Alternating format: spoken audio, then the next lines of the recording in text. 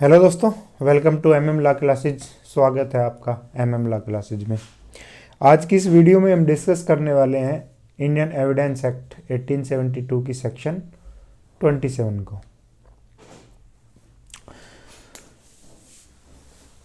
Indian evidence act 1872 के chapter 2 पर हम फिलहाल हैं और आज हम सेक्शन 27 को डिस्कस करेंगे। ये चैप्टर 2 के अंदर आती है और चैप्टर 2 में 5 से 55 तक सेक्शन दी गई है।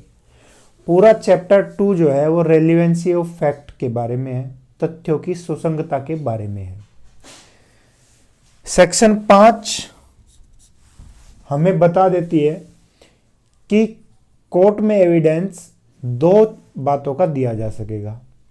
जो फैक्ट रेलिवेंट होंगे उनका दिया जा सकेगा और जो विवादक है, जो फैक्ट इन इशू है, उनका एविडेंस कोर्ट में दिया जा सकेगा। विवादक तथ्य जिन पर विवाद है और सुसंगत तथ्य वो तथ्य जो हमें सेक्शन 6 से लेकर 55 तक बताए गए हैं, उन्हीं में सेक्शन 27 है। हमने सेक्शन 25 में जो पीछे वीडियो हमने डिस्कस की थी उसमें 25 और सेक्शन 26 डिस्कस की थी एविडेंस एक्ट की। 25 में हमने डिस्कस किया था कि पुलिस के समक्ष जो कन्फेशन किया जाएगा वो कोर्ट में साबित नहीं किया जा सकता, मतलब वो असंगत होगा। ठीक है। और फिर ये क्या था समक्ष, और ये क्या था अभिरक्षा में, पुलिस कस्टडी में यदि किसी अभियुक्त ने कोई कन्फेशन किया है तो वो भी असंगत होगा, साबित नहीं किया जा सकता। ठीक है। लेकिन सेक्शन 26 में पुलिस अभिरक्षा में कन्फेशन सुसंगत नहीं होगा, लेकिन यदि वो मजिस्ट्रेट के सामने किया गया है तो वो सुसंगत हो जाएगा। ये सेक्शन 26 थी। अब सेक्शन 27 हमें बताती है कि पुलिस अभिरक्षा में अभियुक्त ने जो सूचना दी है उसमें उस सूचना के आधार पर जो तथ्य सामने आते हैं केवल उनका वही पार्ट, वही भाग सुसंगत होगा जो तथ्यों से पता चला है। ठीक है। चाहे वो स्वीकृति हो और चाहे वो संस्वीकृति हो, कन्फेशन हो, चाहे वो कन्फेशन ना हो, जितना भाग अभिरक्षा में अभियुक्त के द्वारा सूचना जो दी गई है, इसको एक उदाहरण के द्वारा हम समझेंगे, बड़े आसानी से ये समझ में आ जाएगा। ए ने बी का मर्डर किया। ठीक है।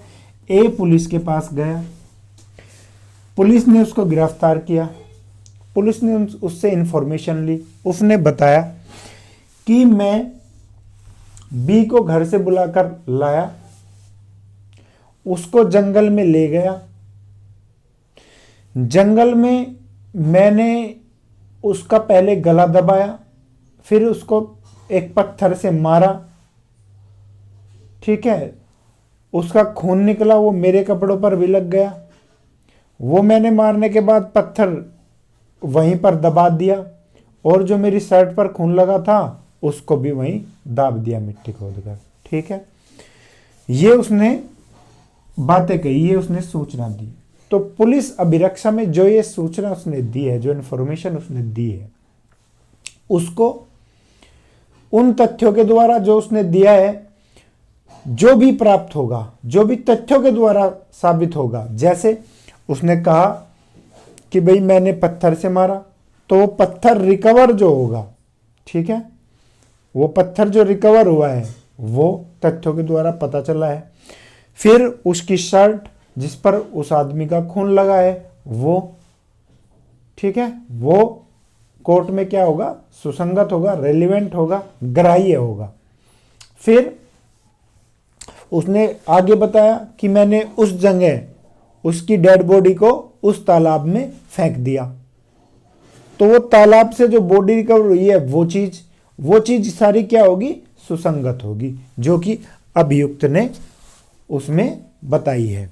अपने इंफॉर्मेशन जो उसने दी है। अब सेक्शन 27 पर आते हैं। 27 क्या है, उदाहरण आप समझ गए। 27 ये कहती है कि पुलिस अभिरक्षा में अभियुक्त ने जो सूचना पुलिस को दी है, उस सूचना के आधार पर जो भी तथ्यों के द्वारा चीजें सामने आई है वो कोर्ट में साबित की जा सकेगी, वो रेलिवेंट होगी, वो ग्राह्य होगी। ठीक है, ये सेक्शन 27 है। अब 27 से क्वेश्चन किस तरह बनते हैं, मेंस में किस तरह बनते हैं, वो चीजें सारी हम डिस्कस करेंगे। 27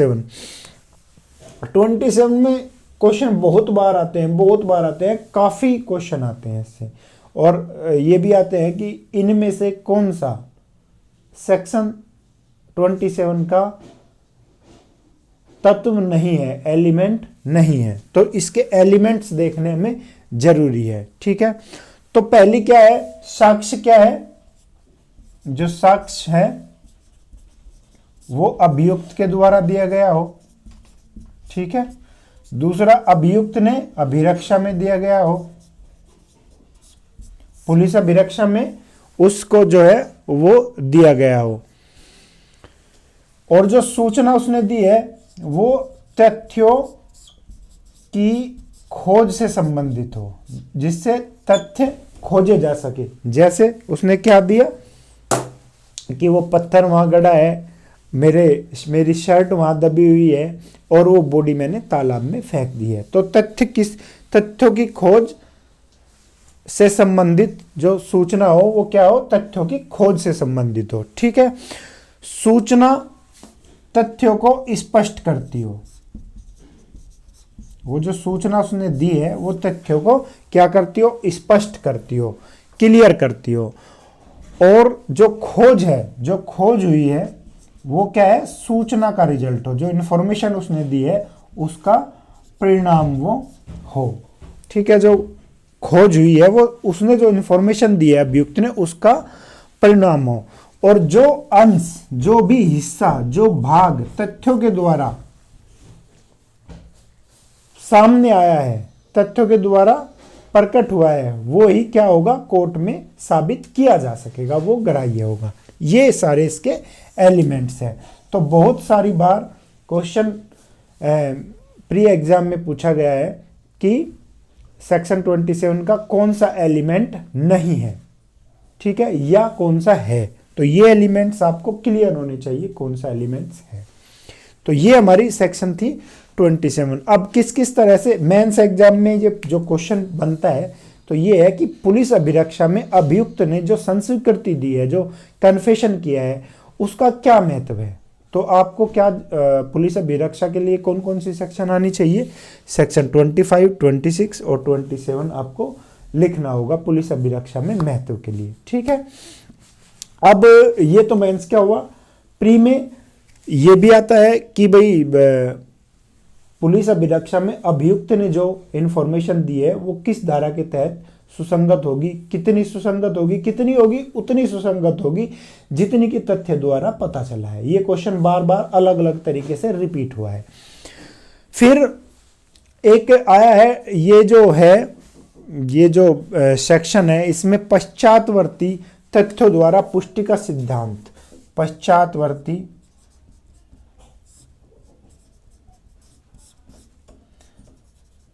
तथ्यों द्वारा पुष्टि का सिद्धांत, यानी doctrine of conformation bye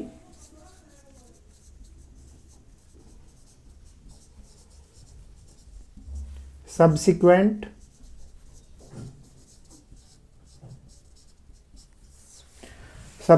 events।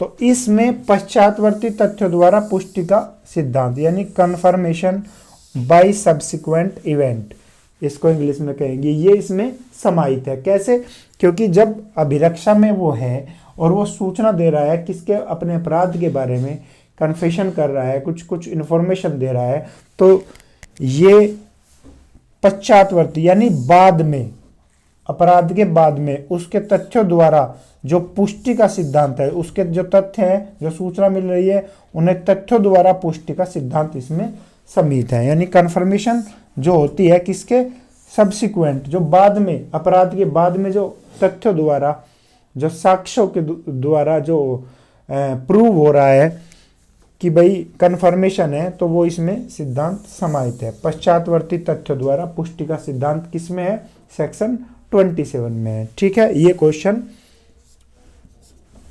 बनता है दूसरा इससे। ठीक है, अब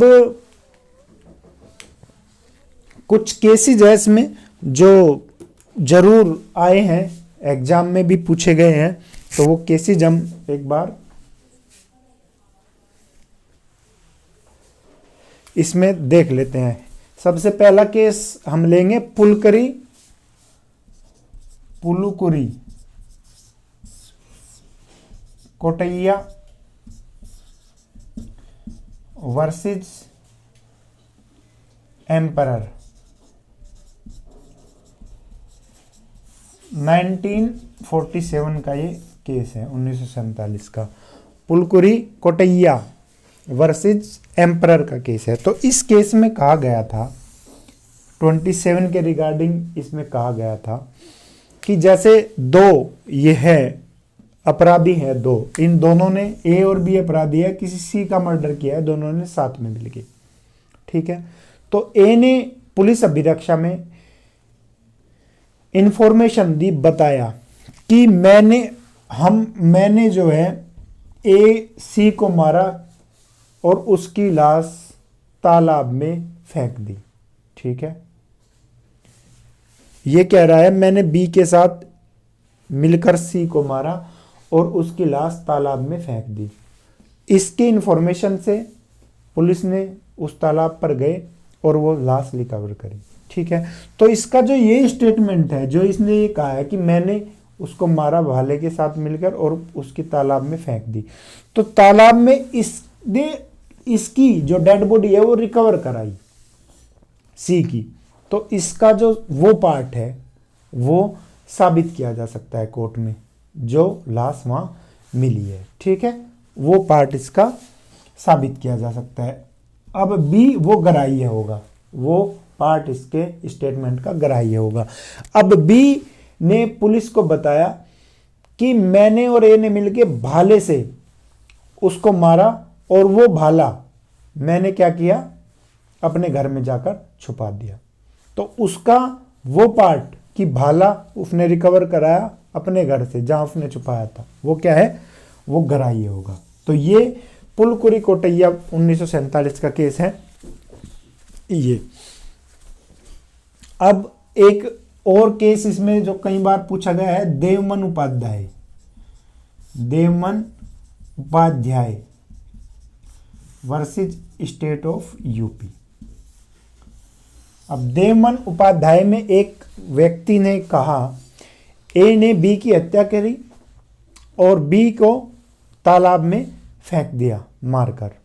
ठीक है, तो उसने पुलिस के आगे जाकर बयान दिया, जाकर स्टेटमेंट दिया कि मैंने बी को मारा और उसकी डेड बॉडी मैंने तालाब में फेंक दी।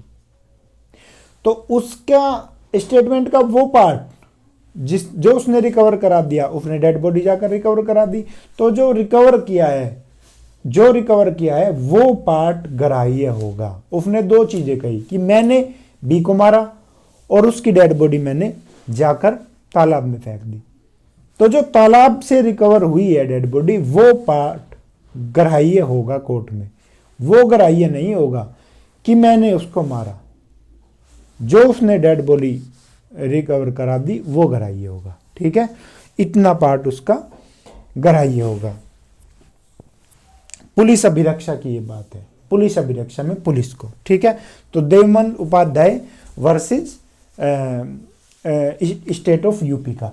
और इसमें इसी केस में कोर्ट ने एक ये भी निर्णय दिया कि भाई ये जो सेक्शन 27 है ये भारतीय संविधान के खिलाफ नहीं है, संवैधानिक धारा है। ठीक है, तो देवमन उपाध्याय का दोनों तरह से आ सकता है।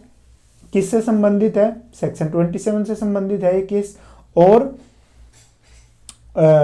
एक इस तरह से क्वेश्चन बनेगा कि संविधानिक कोर्ट ने किस केस में ये निर्णय दिया कि सेक्शन 27 संवैधानिक है, गैर संवैधानिक नहीं है। तो ये भी Devman Upadhyay versus state of UP का केस है। लेकिन एक केस और ऐसा है जिसमें कोर्ट ने निर्णय दिया कि ये केस जो है, ये जो सेक्शन है 27, ये गैर संवैधानिक नहीं है, संवैधानिक है। Selvi versus state of Karnataka का एक केस है जिसमें कोर्ट ने ये कहा कि ये संवैधानिक है। ठीक है।